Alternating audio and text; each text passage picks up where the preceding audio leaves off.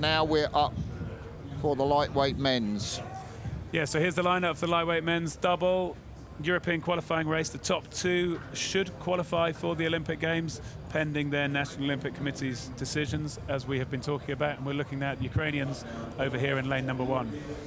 Really useful double, this Ukrainian Kamara and Kovalov. Really didn't scull well in Belgrade, but very fast here on a good lane. Poland next to them, Galeza and Kowalski. The Belgians, Niels van Zwega, is in the Tokyo Olympics with a new partner, Thibaut Vevi. The Duarte Costi brothers, talk about them, desperate to do something for lane 4. Turkey, Gok and Koroglu, and out here on this most tough lane, Lucas Rhyme, closest to us, and his partner, Julian Schobel. Rhyme from Salzburg, and Schobel, an MSc student.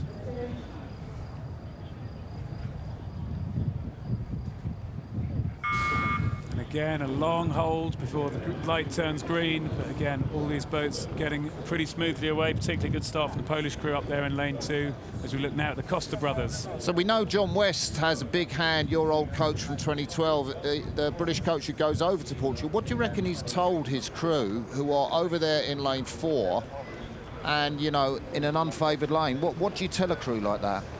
Imogen, what do you think?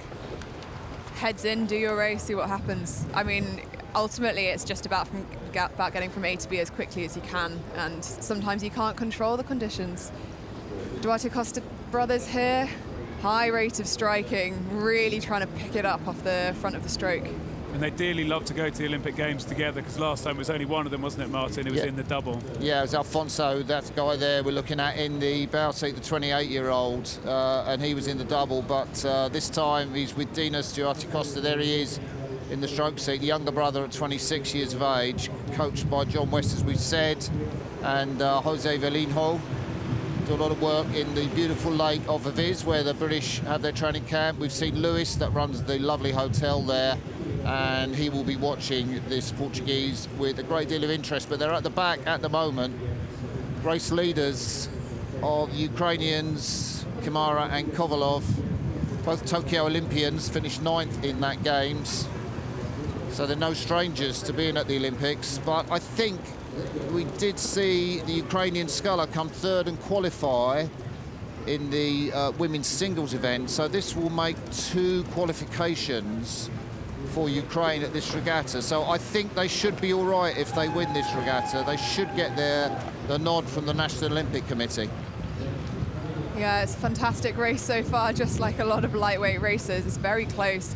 The Poles had a really good start, but just by the time we reached the 500 meters, the Ukrainians in that favored lane have actually gotten to a really good rhythm, and it looks like they've just started to move on out over that Polish crew. Yeah, do you remember the Rachichi Worlds, where this Ukrainian double had the race of their lives? They were a bit far back from the race leaders, but then they grabbed a bronze medal. You know, they've got speed. Yeah, they're real racers, aren't they? Yeah. You can see just stroke rate there in the corner, one of the highest rating. They're using those conditions as well as they can, just trying to keep the boat light into this headwind, which probably is quite a good idea, just to try and keep it ticking along. Yeah, also the Austrian double from lane 6 is currently in 3rd place position, challenging the Poles at the moment. It's going to be difficult for the Polish crew maybe to sense that. Sometimes it's difficult to look out and spot a crew that far across the other side of the lake. It might catch you by surprise, so I hope the Poles have seen them and know what they need to do to come in that top 2 position to try and qualify. He's got a fine beard, hasn't he? 34-year-old Ukrainian Kamara. Up there in the bows, we can see the back of him just coming up to the 1,000-metre mark. God knows what the Austrians are doing in that position. That would be a real sensation of the day if they managed to get up on the Polish double, Galeza and Kowalski. Yeah, Lukasz Riem and Julian Schobel weren't racing together at the World Championships last year. They were in 2 different crews, one lightweight men's single and one lightweight men's double. So maybe it's a new combination. Maybe they found something and they've just got their bounds ahead of the Polish crew from lane 6, the unfavoured lane, as we come through halfway. Well, there's the Ukrainian stroke, 32-year-old Stanislav Kovalev. Well, this is the sensation so far. Lucas Rhyme from Salzburg up there on the right of your picture, and Julian Schobel, the 27-year-old, the MSc student.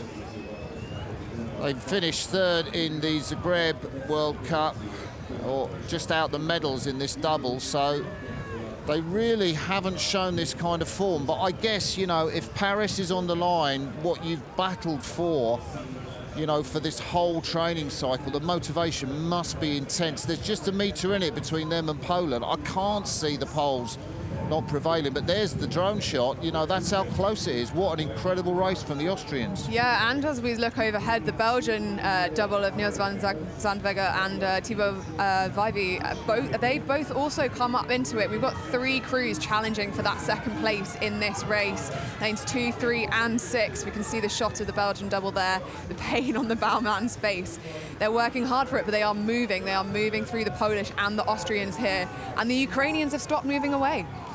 Niels van Zandweghe was in the Olympics with Tim Brees, who we just saw grab a 3rd qualification slot in the men's single sculls in the qualification regatta. That would make 2 crews from Belgium to qualify. So if van Zandweghe and Vijver can get into a qualification position, that would be amazing. Well, they have. Look, they are currently in that second place qualification position as we have 500 meters to go. It is not a done deal, and I can already hear shouts from the grandstand as we reach the last 500 meters of this race. Yeah, you can see how much they're working in that Ukrainian double.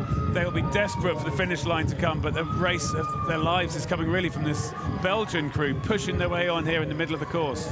Austrians on this near side doing an amazing job. I don't know what they've got left. Julian Schobel in the stroke seat. There's toe-to-toe with the Belgians. Van Zandweghe always reckons that he has a sprint, the 28-year-old. He's an athlete representative for world rowing. Takes his rowing very seriously, and a coffee fanatic. Well, he'll need all that caffeine now in the last part of this race, Greg. Wow, this is not a done deal yet. The Belgian crews there, the Polish, you can see that what this means on their faces. Bowman's just looked over, they've just hit the red buoy. This is 250 meters, less than a minute left of this race. And currently it's Belgium who are winning over Poland. And it's going to be a matter of what Poland can do in this last 250 if they're able to overturn that margin. Well, fantastic last few strokes coming down here towards the line. They're into the red buoys. The Belgians desperately hanging on as the Polish are coming back towards them. I think the Ukrainians looking good at the front of the field. Is that the Portuguese with a bit of a sprint too that are coming into it? So everything's closing up.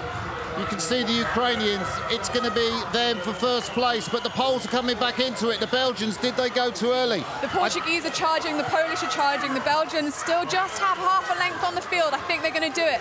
It's going to be Ukraine just over clear water across the finish line in first place, and I think it's going to be Belgium in second. Third place, fourth place, I think it's Poland and then Portugal across the line.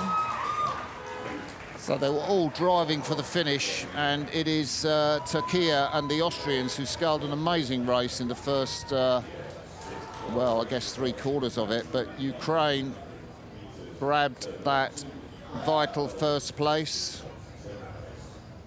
So we're going to have a look at this race. Exciting, wasn't it, Imogen? Oh, that was really exciting. The Austrians from lane 6, so brave in that first half, putting themselves in with a shot.